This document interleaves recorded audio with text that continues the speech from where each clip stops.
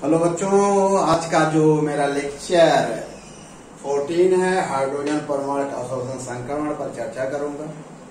जहां तक अवशोषण संक्रमण की बात है, इसकी परिभाषा आप क्या सीखो। साधारणतः जो आपका एटम होता है, एटम जो होता है, कोई परमाणु साधारणतः न्यूनतम ऊर्जा स्तर में रहता है।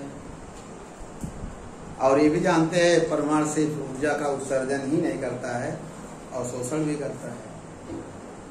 इसकी कहानी जानते हो, लेकिन अवशोषण सदैव न्यूनतम ऊर्जा स्तर से ही प्रारंभ होता है, क्योंकि एटम कहाँ रहता है? सामान्य अवस्था में रहता है, न्यूनतम अवस्था में।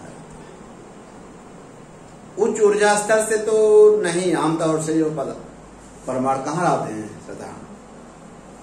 जहां तक बेटा हाइड्रोजन परमाणु के अवशोषण संक्रमण की बात है, तो इसको हम समझा दें। परमाणु सदैव साधारणतः सामान्य स्थिति में रहता है। जब श्वेत प्रकार को हाइड्रोजन से भरी किसी नलिका से गुजार देते हैं, तो हाइड्रोजन का परमाणु उपयुक्त प्रकाश फोटॉनों को अवशोषण कर लेता है। अवशोषण करके निम्न ऊर्जा स्तर से उच्च ऊर्जा स्तर में पहुंच जाता है। एक पॉइंट और बता दें, इंपॉर्टेंट पॉइंट है। अवशोषण सदैव निम्नतम ऊर्जा स्तर से स्टार्ट होता है, क्योंकि परमाणु साधारणतया ग्राउंड एनर्जी लेवल में होता है। इसका मतलब हाइड्रोजन परमाणु का जो अवशोषण संक्रमण होगा, वो हमेशा निम्नतम ऊर्जा स्तर से, अर्थात लाइमन श्रेणी में अवशोषण, हाइड्रोजन के लाइमन श्रेणी में अवशोषण उसमें पाया जाता है।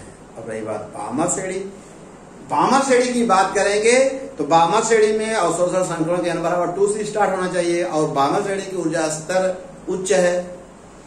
और परमाणु कहाँ रहता है? साधारणतः परमाणु साधारणतः न्यूनतम ऊर्जा स्तर में रहता है। इसलिए साधारण स्थिति में न n बराबर 2 से अवशोषण संक्रमण स्टार्ट नहीं होगा। क्यों? साधारणतया साधारण समान स्थिति से, उत्तेजित अवस्था से नहीं होगा, क्योंकि परमाणु साधारणतया सामान्य स्थिति में रहते हैं।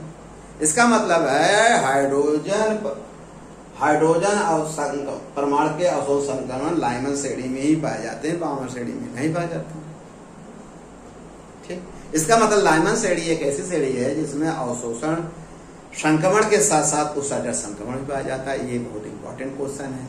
एनसीईआरटी में तो जैसे लगेगा कि सर एनसीईआरटी से बहुत ज्यादा बताते हैं, एनसीईआरटी केवल आप पेश देते हैं। एनसीईआरटी कोई न्यूमेरिकल देख, कोई थ्योरी देख लीजिए, आप मेरे लेक्चर को देख लें, न्यूमेरिकल उसका लगा देंगे। ऐसा लोग न्यूमेरिकल देने पर कर रहे हैं ऑनलाइन में। और एक चीज बता दें, जो सूर्य है उसमें हाइड्रोजन परमाणु आता, सूर्य का अवशोषण संक्रमण में हाइड्रोजन परमाणु की सभी श्रेणियां पाई जाती हैं। इसका मतलब सूर्य के अवशोषण संक्रमण में लाइमन श्रेणी भी पाई जाएगी।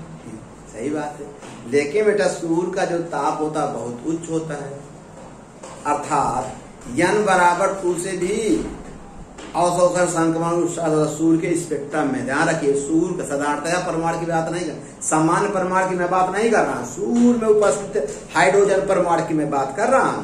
इसलिए कि कहेंगे लड़के क्या करते हैं, कंफ्यूज हो जाते हैं कि हाँ सर बामर श्रेणी में भी अवशोषण संक्रमण स्टार्ट होगा। इनको नहीं पता है कि वो कंडीशन का क्या है।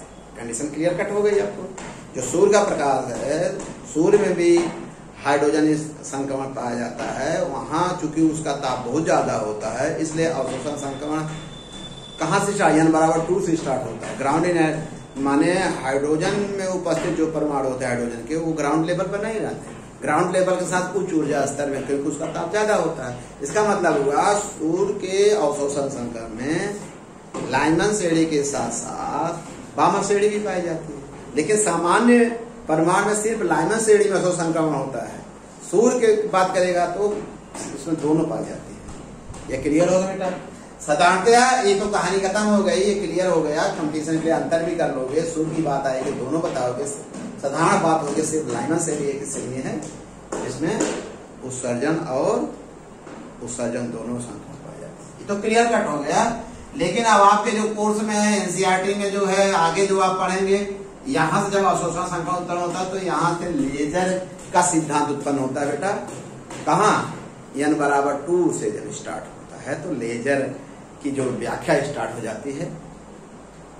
ठीक है बेटा, ये पूरी बात, ये फिगर बढ़िया से बना लीजिएगा, जो हम बताएं उसको फिल्टर व क्रमवार लिख लीजिएगा। कंडीशन के लिए बहुत इंपॉर्टेंट है कि कौन से एरिया जिसमें अवशोषण संक्रमण और के साथ साथ उत्सर्जन संक्रमण पाया जाता है साधारण केस में, तो उसको क्या बताएंगे, क्या बताएंगे, लाइमन श्रेणी। अगर कहे सूर के हाइड्रोजन संक्रमण में क्या क्या है, तब उसमें लाइमन और बामा दोनों बताएंगे। ओके बेटा, बढ़िया लगा आपको, आप नोट्स बना लीजिएगा। Thank you.